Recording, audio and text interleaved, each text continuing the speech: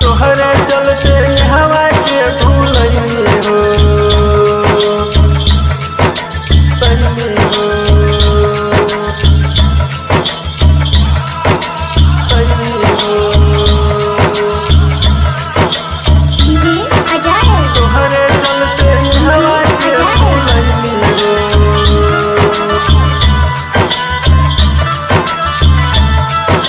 Tinkle तोहरा प्यार में पागल भैनी हो, टिंकल तोहरा प्यार में पागल भैनी हो।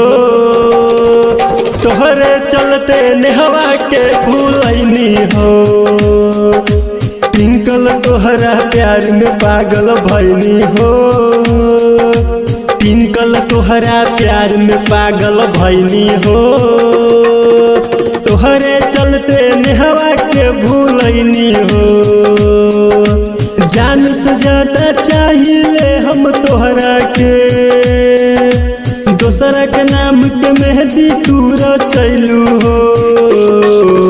टिंकल तोहरा प्यार में पागल भैनी हो, तोहरे चलते नेहवा के भूलैनी हो, तोहरे चलते नेहवा के भूलैनी हो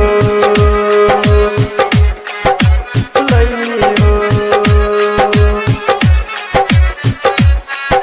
भूलैनी हो।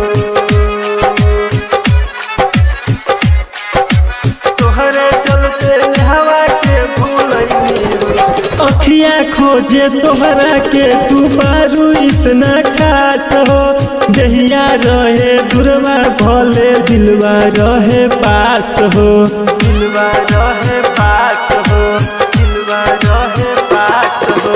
सोचत सोचत बीत गइल बात तोहर राती, जब जब याद आवे तोहर धर के हमर छाती, दिल में दर्द लेके हम सहनी हो, दिल में दर्द लेके हम सहनी हो।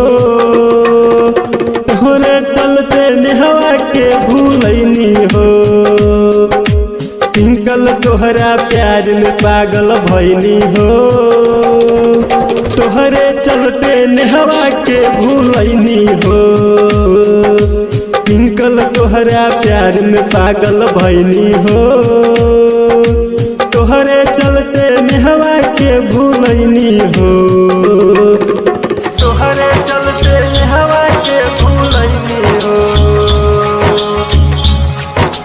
तैनी हो तैनी हो। तोहरे चलते नेहवा के भूलैनी हो। सोचलन रही गोरी तू तो कैलू बेवफाई, मिलन से पहले कैलू तू तो हमके ही जुदाई, हमके ही जुदाई, हमके ही जुदाई। सोचलन रही गोरी तू तो कैलू बेवफाई, मिलन से पहले कैलू तू तो हमरा के जुदाई। विजय पवन प्यार में तोहरा रहेला पागल, निराला नगेंद्रा सोचत सोचत रहेला जागल। भूल कैनी तोहरा से प्यार कैनी हो, भूल कैनी तोहरा से प्यार कैनी हो, तोहरे चलते नेहवा के भूलैनी हो, टिंकल तोहरा प्यार में पागल भैनी हो, तोहरे चलते नेहवा के भूलैनी हो।